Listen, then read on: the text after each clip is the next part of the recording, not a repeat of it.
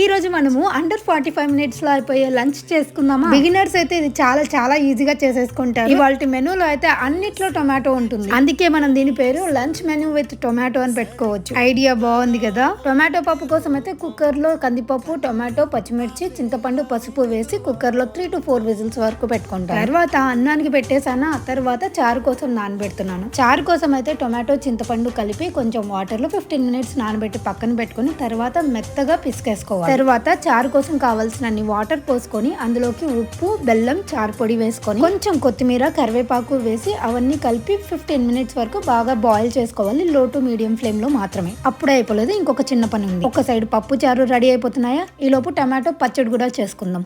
ఇది ఒక రివర్స్ పచ్చడి. మామూలుగా అయితే మనం అన్ని వేయించుకొని మిక్సీకి వేసుకుంటాం కదా, దీంట్లో ఏంటంటే పచ్చివే వేసుకొని మిక్సీలో బ్లెండ్ చేసుకొని ఆ తరువాత ఆయిల్లో మగ్గించుకుంటాము. ఈ చట్నీ స్పెషాలిటీ అది. రెసిపీస్ అన్ని ఫాస్ట్ గా చూపిస్తున్నానని కంగారు పడదు, నేను డిస్క్రిప్షన్ లో డీటెయిల్ గా రాస్తాను.